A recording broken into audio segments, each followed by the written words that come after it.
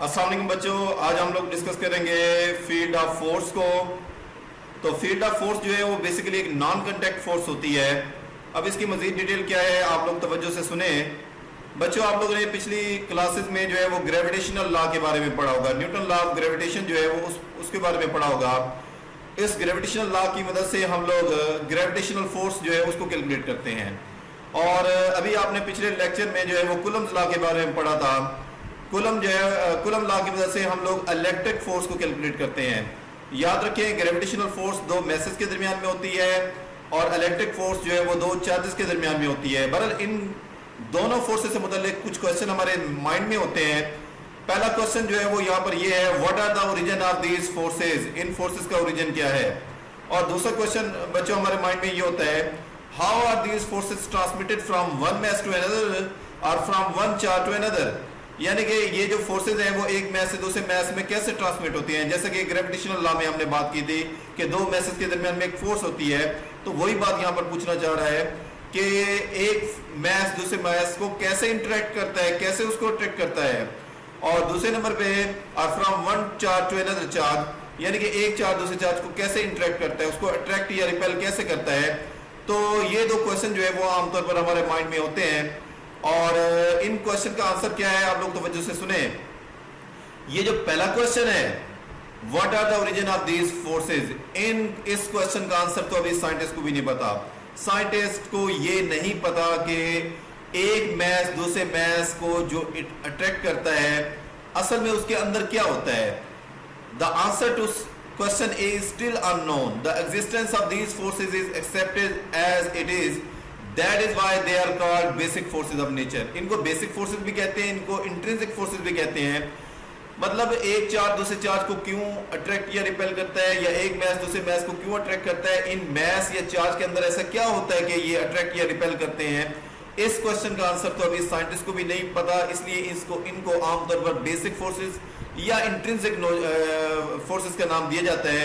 Intrinsic का मतलब है कि जो चीज फितरत के करीब है, ज़ाहिर है साइंटिस्ट कहते हैं कि वो उनका हमें नहीं पता। तो इस क्वेश्चन का आंसर यानी कि फर्स्ट क्वेश्चन का आंसर जो है वो भी साइंटिस्ट को नहीं पता। हाँ जी बच्चों, ये जो सेकंड क्वेश्चन है, how are these forces transmitted from one mass to another और from one charge to another charge. ये जो from one charge to another charge वाली फोर्स की बात है, इसको माइकल फेराडे जो कि 1791 से 1867 तक रहा है, उसने अपने इलेक्ट्रिक फील्ड के कंसेप्ट में डिस्क्राइब किया। हाँ जी बच्चों, इस थ्योरी के मुताबिक it is intrinsic property of nature. देखिए ये वही बात हो गई, इंट्रिंसिक का मतलब होता है वेरी नेचर, यानी कि जो चीज फितरत के करीब हो उसको इंट्रिंसिक कहते हैं। It is the intrinsic property of nature that an electric field exist in the space around an electric charge. के कोई भी चार्ज कहीं पर भी एग्जिस्ट करता हो तो उसके गिर्द हमेशा एक इलेक्ट्रिक फील्ड बनेगा। This field is consider to be a force field. इसको फोर्स फील्ड कहते हैं। फोर्स फील्ड एक नॉन कांटेक्ट फोर्स, ऐसा फील्ड होता है जिसमें नॉन कांटेक्ट फोर्स एक्ट करती है। That exert a force on other charge place in that field, यानी कि कहीं पर भी कोई चार्ज एग्जिस्ट करता हो और उसी के फील्ड में कोई दूसरा चार्ज होगा तो उसको ये इंटरेक्ट करेगा, उसको अट्रैक्ट या रिपेल करेगा। डिपेंड करता है कि नेचर ऑफ चार्जेस क्या है। For example, a charge cube produce an electric field in the space surrounding it. फर्ज करें कोई एक चार्ज है और उसके इर्द गिर्द का रीजन जहां पर कोई भी दूसरा चार्ज उसको अट्रैक्ट या रिपल्शन वो फील करेगा, वो उसका इलेक्ट्रिक फील्ड कहलाएगा। This field exist whether other charge is present in the space और नॉट। यानी कि यहाँ पर इस बात का मतलब ये है कि कोई भी चार्ज है उसके गिर्द फील्ड एग्जिस्ट करेगा, चाहे अदर चार्ज जो उसको डिटेक्ट करता है वो मौजूद हो या ना हो। However, the presence of field cannot be tested until another test charge Q naught is brought into the field. हाँ, बहरहाल ये बात अपने ज़हन में रखें, किसी भी चार्ज के फील्ड को आप देख तो नहीं सकते, आप उसको टेस्ट तभी कर सकते हैं जब तक आप एक और टेस्ट चार्ज उसके करीब ना ले आए। मतलब इसका फील्ड जो है वो चार्ज का वो इनविजिबल होता है, हमें नजर नहीं आता।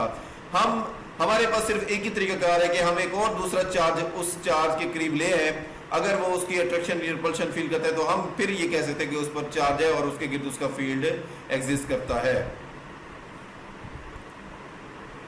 हाँ जी बच्चों, हमारे पास दो चार्जेस के दरमियान में जो इंटरेक्शन है Q और Q नॉट के दरमियान में, वो हम दो स्टेप में यहाँ पर डिस्कस करेंगे। पहला स्टेप ये है, charge Q produce a field.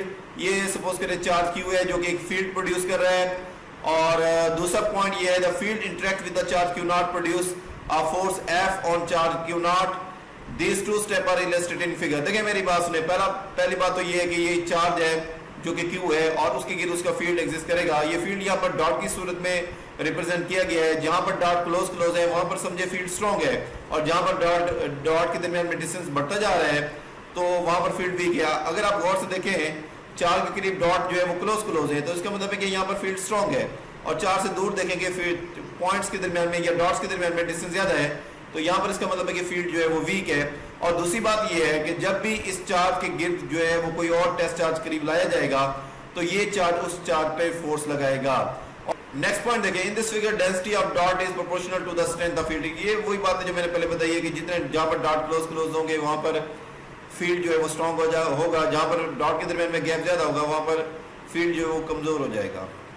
हाँ जी बच्चों, हम लोग इलेक्ट्रिक फील्ड स्ट्रेंथ या इलेक्ट्रिक फील्ड इंटेंसिटी जो है वो हम इसको इस तरह से डिफाइन कर सकते हैं। इलेक्ट्रिक फील्ड इंटेंसिटी जो है वो बराबर होती है फोर्स पर यूनिट टेस्ट चार्ज। ये Q नॉट जो है वो टेस्ट चार्ज होता है। टेस्ट चार्ज आमतौर पर एक स्मॉल पॉजिटिव चार्ज जो है उसी को टेस्ट चार्ज कहते हैं, और ये स्मॉल इसलिए लिया जाता है ताकि so that it may not disturb the field which is to be measure. यानी कि ये Q नॉट जो है वो स्मॉल चार्ज इसलिए लिया जाता है ताकि वो दूसरे चार्ज को सिर्फ डिटेक्ट करे उसके फील्ड को, ना कि उसको डिस्टर्ब करे। अगर बड़ा चार्ज होगा तो जाहिर है उसके फील्ड को ही चेंज कर देगा। तो बहरहाल ये फोर्स पर यूनिट चार्ज जो है ये हमारे पास इलेक्ट्रिक फील्ड इंटेंसिटी है, और इसको हम मेजर करते हैं न्यूटन पर कूलम में, क्योंकि फोर्स की यूनिट जो है वो न्यूटन होती है और चार्ज की यूनिट जो है वो कूलम होती है। तो न्यूटन पर कूलम जो है वो इलेक्ट्रिक फील्ड इंटेंसिटी की यूनिट बनेगी। और ये भी जाहिर है एक वेक्टर क्वांटिटी है, क्योंकि फोर्स वेक्टर है, ई इसलिए वेक्टर है, और डायरेक्शन वही होगी जो कि फोर्स की डायरेक्शन होगी। Force exerted by a test charge Q naught place in the field of the charge Q in a vacuum is given by. और वैक्यूम के लिए यानी कि देखें यहाँ पर देखें, यहाँ पर सिर्फ एप्सिलॉन नॉट है।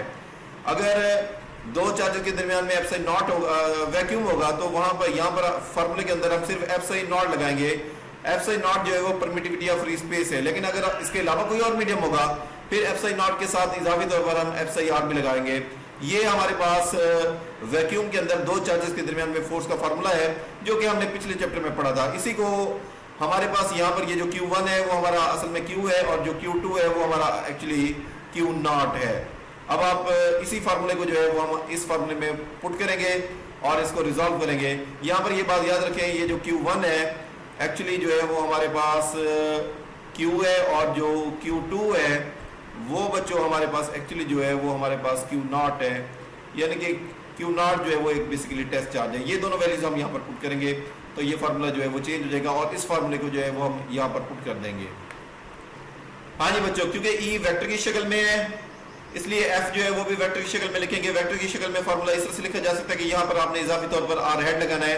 बाकी ये जैसे मैंने आपको बताया कि Q1 जो है वो एक्चुअली हमने यहाँ पर पुट करना है Q के इक्वल, और Q2 जो है वो एक्चुअली हमने यहाँ पर पुट करना है Q नॉट के इक्वल। Q नॉट एक टेस्ट चार्ज है, और जो कि एक स्मॉल पॉजिटिव चार्ज होता है जो कि सिर्फ फील्ड को डिटेक्ट करता है। ये दोनों वैल्यूज यहाँ पर पुट कर दें, और F की ये वाली जो वैल्यू है ये हम यहाँ पर इस फार्मूले में यहाँ पर ये पुट करेंगे इस जगह पे। तो फार्मूला जो है वो हमारे पास ये बन जाएगा, जो कि आपको इस डायग्राम में नजर आ रहा है। ये पुट करने के बाद फार्मूला ये बनेगा। इसमें बच्चों ये जो Q नॉट है इस Q नॉट से कैंसिल हो जाएगा, और बाकी जो है हमारे पास फार्मूला बचेगा 1/4πε0 Q/r²। क्योंकि ये वेक्टर की शक्ल में इसलिए हमने ई को भी वेक्टर की शक्ल में लिखा है। वेक्टर की शक्ल में लिखने के लिए यहाँ पर इजाफी तौर पर आर हेड लगाया जाता है। अगर आप इसको मैग्नीट्यूड की फॉर्म में लिखेंगे तो फिर आपको आर हेड की लगाने की जरूरत नहीं होती। तो बच्चों ये इलेक्ट्रिक फील्ड इंटेंसिटी वेक्टर की शक्ल में ये फार्मूला है, और मैग्नीट्यूड की शक्ल में लिखने के लिए आप ये एरो हटाएं और यहाँ पर ये आर हेड को रिमूव कर दें। बाकी सब जो है वो सिर्फ इसकी मैग्नीट्यूड को कैलकुलेट करता है। बहुत शुक्रिया।